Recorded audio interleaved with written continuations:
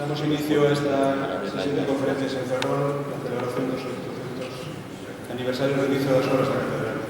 Como he comentado o señor Obispo con anterioridade, esta idea surge en torno ao proxecto de rehabilitación do conxunto catedralicio de Mondoñedo no descubrimento de ese feito, desa singularidade da inauguración ou da inicio da construcción fai agora 800 anos.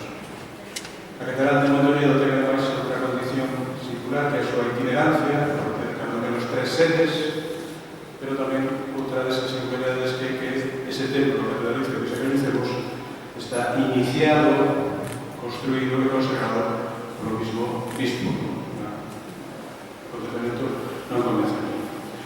Tivemos con anterioridade as conferencias do profesor catedrático Manuel Castiñeira sobre pintura e orfebrería das catedrais medievais, tamén a conferencia do profesor José Miguel Andrade Fernadas sobre historia da diócese, e hoxe teño o placer de presentar o meu amigo Fernando López Alsina, catedrático de Historia Medieval, moi bon coñecedor por diversas razóns do Bispado de Mondoñedo, da Carrera Mondoñedo, e dunha singularidade, ademais, deste bispado, que como ese bispado contribuye á construcción dos burgos, das vilas e das cidades que conformaron este espacio.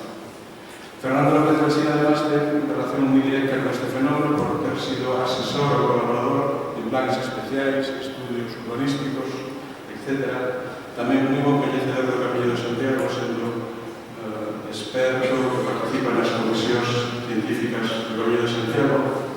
É unha comunicación que para os colegas da minha profesión sigue sendo moi relevante. Xa sei que é con gracia que falamos sempre do primeiro libro, pero moitos quedamos moi impresionados por esa introducción ao fenómeno medieval gallego a través de 3 ejemplos: Mondoñedo, Viveiro e Ribadeo. Nos, cando estudiamos arquitectura e Coruña, perto de aquí, este libro de moitas voltas, foi moitas veces analizado intentando comprender como era a construcción dun burgo medieval, como era a súa evolución para intentar recuperarlo, darlle vida, etc.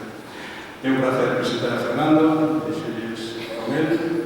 Despois teremos un pequeno turno de preguntas antes de que o señor Obispo clausure esta primeira sesión de Ferrol. Non sen antes decirles que é un placer contribuir a colaborar en organizacións como estas, cando temos a resposta de xente que temos hoxe aquí, porque non é habitual. Entonces, moitas gracias a todas e todos por participar. Espero que les merezca a pena que disfruten da conferencia de Fernando. Cando queres.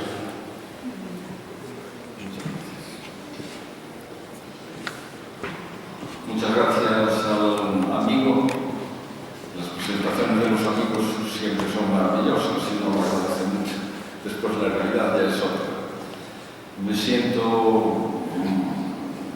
muy halagado por esta invitación que se me ha hecho para participar en este tipo de conferencias. Se ha hablado de la Catedral de Mondoñedo. Yo tengo la suerte, soy como el obispo Martín, el que empezó la construcción, que era dice el texto latino que tienen ustedes la colección de Nazione Compostelano, compostelano de nación. Yo soy compostelano de nación, pero soy mindoniense adoptivo. Mi mujer es de Mondoñedo, para mí es una satisfacción poder participar en este ciclo. Bien, se me pide que hable de ciudades y burgos en el Obispado de Mondoñedo. Un tema muy amplio, muy interesante, y quizá lo primero que voy a plantear es, hablaré como unos 35 minutos de lo que se me ha pedido, procuraré ajustarme ese tiempo. Primero, hablaré del espacio, del obispado, que no es nada fácil saber a qué espacio nos estamos refiriendo. Hoy está clarísima la diócesis, pero en sus orígenes no está nada claro. Sabemos que efectivamente hubo una primera sede episcopal, la britoniense, y para mí no hay ninguna duda de que esa sede britoniense, ninguna, estuvo en Bretonia, en Santa María de Bretonia.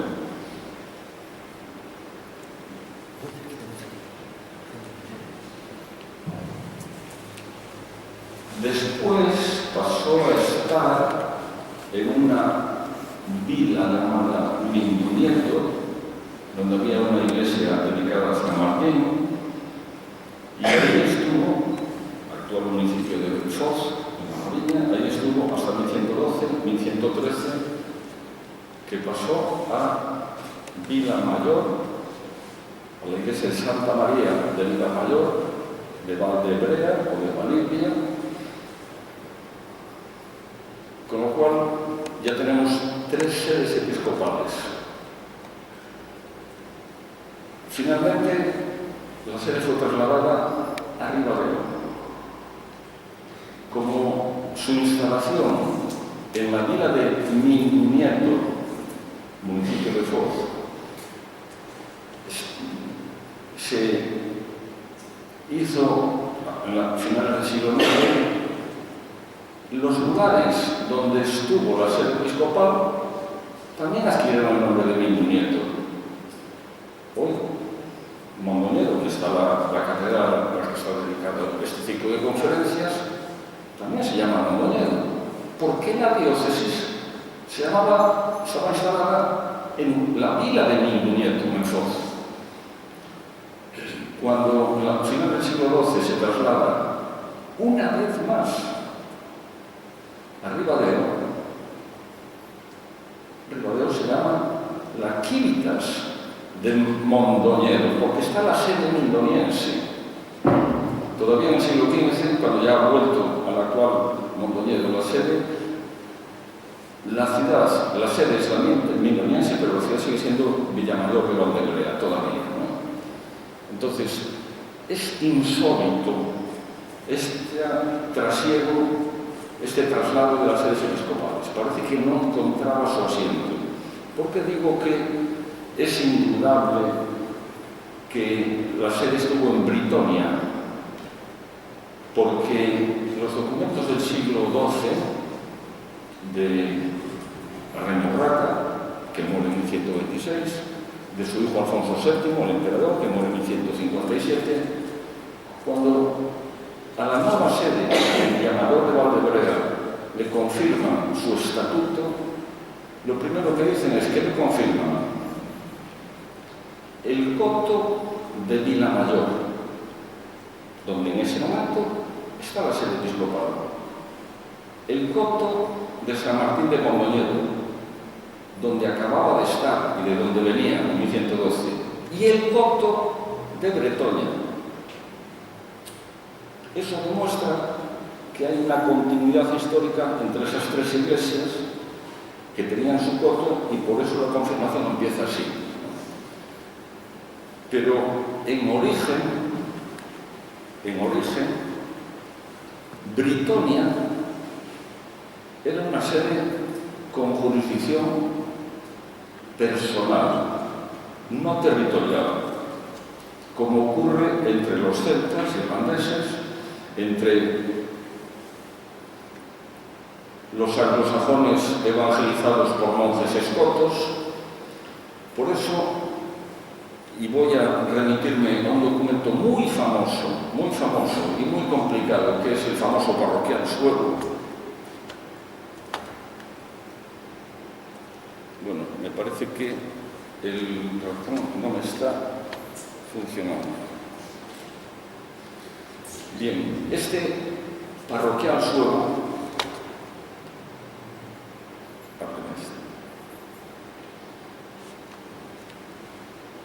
es algo excepcional para la historia europea en general, y ya no digamos para la historia de Galicia.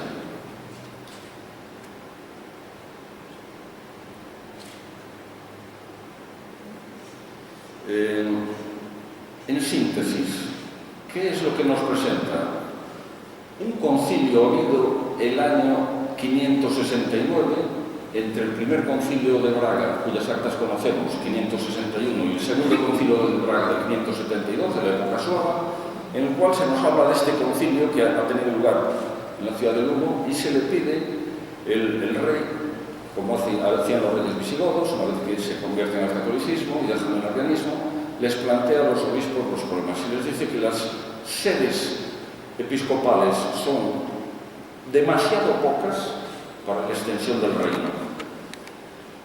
lo cual impide que los obispos puedan visitar adecuadamente las iglesias de su diócesis. Y segundo, que la provincia es demasiado extensa para que los obispos puedan venir a Braga a los concilios provinciales y que se resuelva ese problema. Entonces, lo que hace el concilio es relatar la lista de sedes episcopales que hay en el reino, algunas de ellas recién instituidas, y asignarle a cada una las parroquias que le correspondían, pero la parroquia en el sentido de la protoparroquia, la parroquia antigua, la UAFARRAI, que no es la actual. Hoy Galicia tiene 4.000 y pico parroquias, que todos conocemos como son, relativamente pequeñas. La protoparroquia es mucho más extensa, de tal forma que un obispado tiene a lo mejor 20 o 25, como la Pieve italiana, una cosa muy parecida, ¿no? Entonces, en este documento lo que vemos es dos provincias, la bracarense y la de Lugo, con sus metropolitanos al frente, con sus sufragáneas, las 12 o 13 sedes que había en ese momento, hasta Viseu, en Portugal, el límite del reino del sueco, y enumeran las parroquias que tenía cada diócesis. Entonces, a ver, ya, bien. Entonces, después de este preámbulo, empieza uno a la cátedra bracarense, las iglesias que hay alrededor de Braga, y luego dos, Centuncelas, Poetos, Lemeto, son las parroquias de Braga.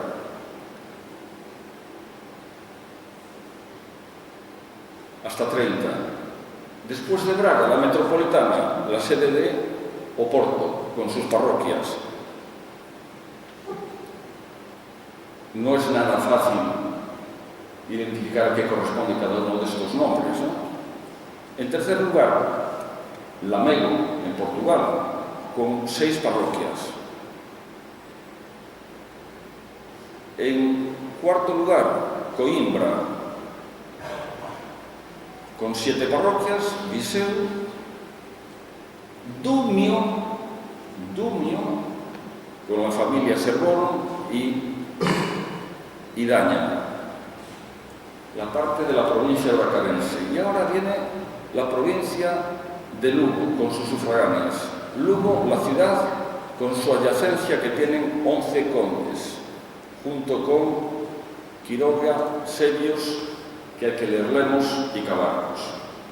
Bueno, aquí está una de las claves.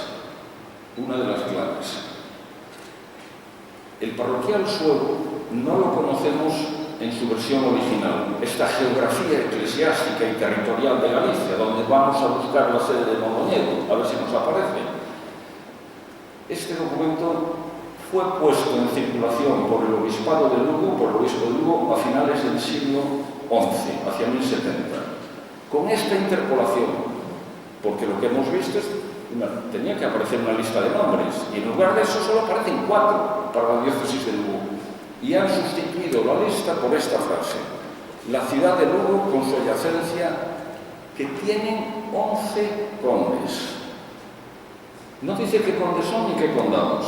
Hay otros documentos que lo amplían y dan los nombres de los condados. Es imposible que en el siglo VI hubiese 11 condes en la diócesis de Lugo y demás. Bueno, es decir, ¿por qué Lugo hace esta interpretación? Lo sabemos por los nombres de los 11 condados. Uno de ellos es el de Montenegro, que los buenos conocedores de la diócesis de Mondoñedo saben que es la Mariña, prácticamente, el arcedianato de Montenegro. ¿Qué está reivindicando Lugo a finales del siglo XI? Lugo está reivindicando algo que es absolutamente lógico. La diócesis lucense llega hasta el Cantábrico. ¿Por qué llega hasta el Cantábrico? Igual que la sede de Iria ocuparía toda la provincia de La Coruña. ¿Por qué? Porque Bretoña es una sede personal. Hemos visto Lugo, después viene Orense, después viene Astorga, después viene la diócesis de Iria, y en Iria, fíjense, que aparece Pruzos, Bisancos, Trasancos y Lapacientos. Estos arciprestados mindonienses, pero que aquí aparecen asignados a Iria. Trasancos, estamos en Trasancos. Aquí, en este documento, aparecen asignados a Iria. También la diócesis de Iria llegaría hasta casi Ortegada. Y la diócesis de Lugo hasta el Cantábrico. ¿Por qué? Porque la última sede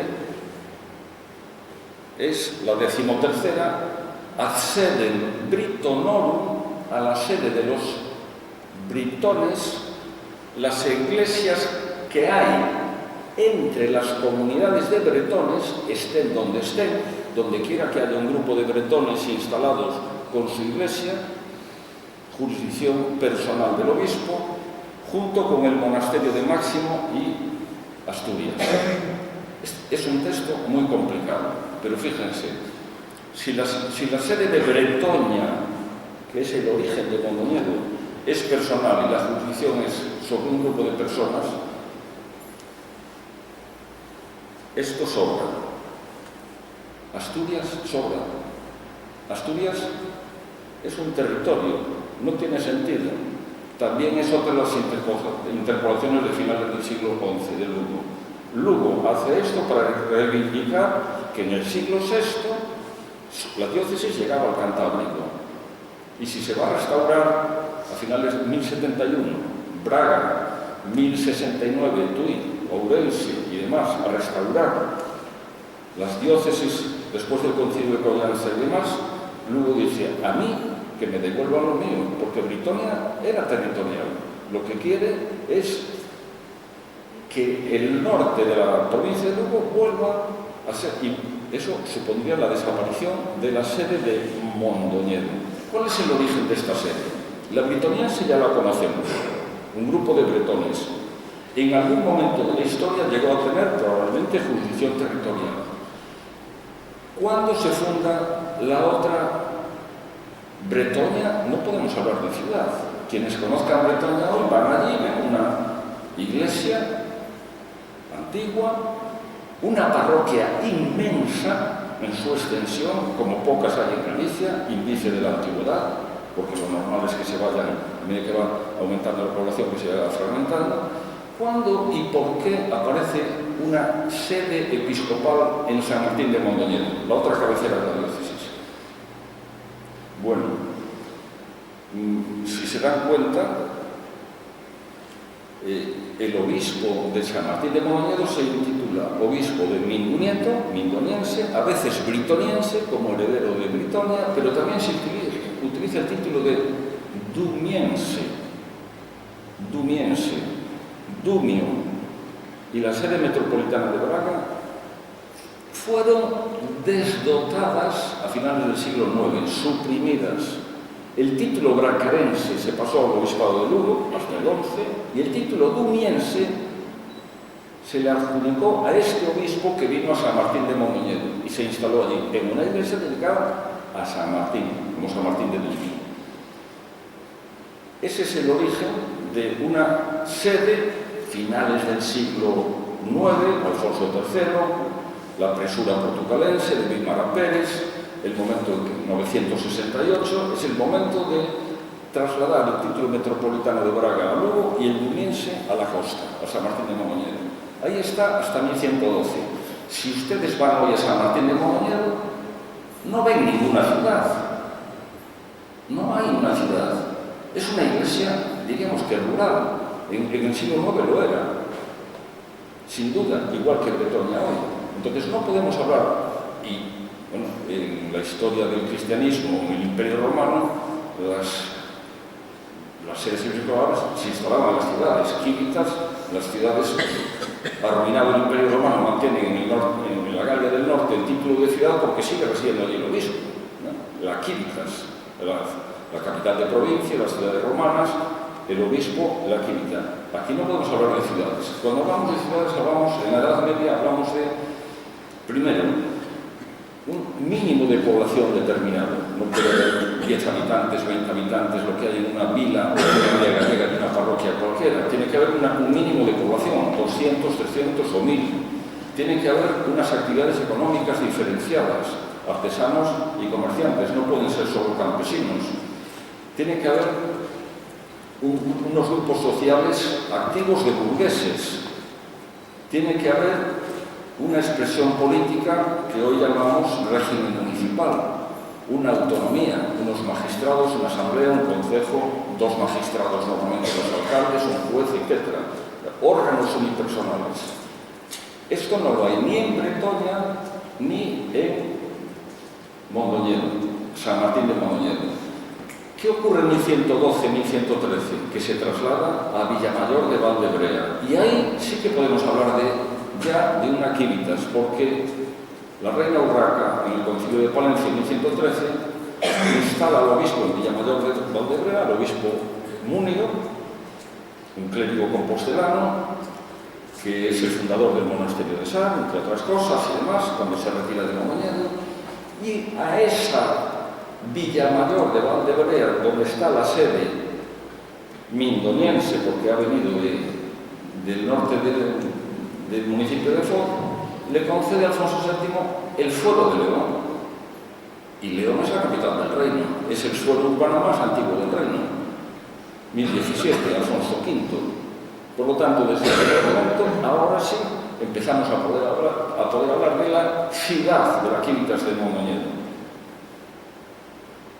Primera ciudad del espacio diocesano. ¿Y cuál es ese espacio diocesano? El que va desde el río Eo hasta Trasancos, hasta Ferrol, el norte de la provincia de La Coruña y el norte de la provincia de Lugo. Ese espacio diocesano lo tenía la sede de San Martín de Mondoñedo.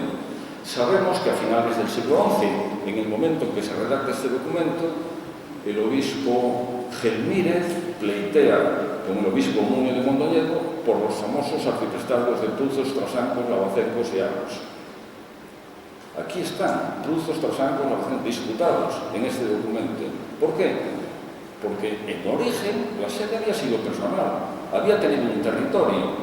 En cualquier caso, se consolida ese espacio en el 11, finales del 11, principios del 12, desde el Eo hasta Trasancos. ¿En qué momento empezamos a ver rasgos de vida urbana, de burgos o ciudades? En general, el poblamiento en Galicia es muy característico, parroquias rurales con 4 o 5 pequeñas entidades de población de escaso número de vecinos o de feligreses, si se quiere. Ese es el modelo también del norte de Portugal. Para que haya un núcleo urbano hemos diseñado unos rasgos específicos que además suelen ir acompañados de una muralla, también la morfología urbana. Entonces, ¿dónde empezamos a rastrear indicios de que se está transformando la actividad económica, social y está cristalizando en entidades de población distintas? En la costa. Siempre en la costa. En la costa por la circulación marítima del Cantábrico y del Atlántico. En 1157 recibe Avilés, en Asturias, los fueros de Alfonso VII. Y hay algo, no sé si hay algún asturiano aquí, hay algo que dice el fuero, dice que haya 2 merinos en Avilés, 2 magistrados, digamos, uno que sea franco, lo cual es muy normal, porque en el otro extremo del Cantábrico están en conexión el puerto con el tráfico que viene del sur de Francia. Y que el otro sea asturiano, no, dice que sea gallego. Avilés es un punto intermedio para el tráfico en el Atlántico que viene de Francia y que llega hasta Bayona de Galicia y hasta Portugal. Entonces, es esta actividad donde vamos a encontrar los primeros indicios de vida urbana. Miro el tiempo. ¿Y qué puertos nos interesan? ¿Qué puertos fluviales o marítimos? Donde empezamos a apreciar esto. Por ejemplo, en el Obispado de Mondoñedo, Mugardos. En Mugardos tenemos la noticia de que la villa, el puerto, está documentado en 1067. El puerto de Mugardos. Y en 1114 el monasterio, una donación que se le hace a un monasterio en el que se da la octava parte de la iglesia parroquial de Mugardos, al monasterio de Cabeiro. Monasterios,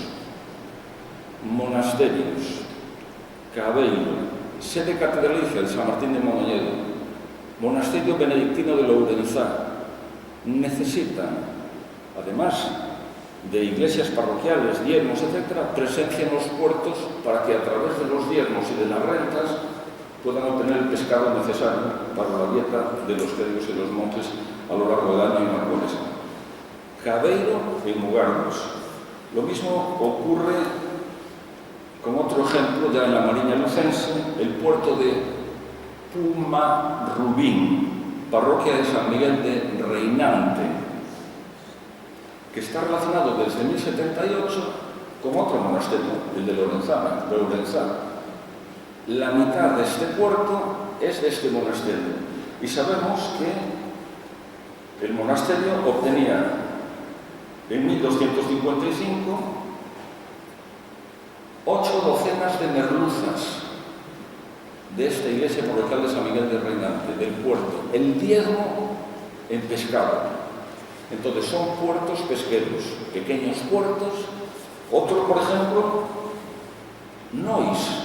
Si ustedes conocen la parroquia de Nois, que está relativamente cerca de Burela, Raimundo de Borgoña le dona esta iglesia de Nois a San Martín de Mondoñedo. ¿Por qué los canónigos de San Martín de Mondoñedo y la iglesia de San Martín de Mondoñedo, que tienen el refectorio común, el dormitorio, quieren este puerto? Por el puerto y por el pescado. Lo mismo ocurre, último ejemplo que voy a citar, con Ringo, un lugar precioso que deben de conocer ustedes, es un abrigo natural. Ringo está en la aldea, en la Edad Media, de Meirengos, que es parroquia de Santa Clara de Besa, entre Leo y el Masno.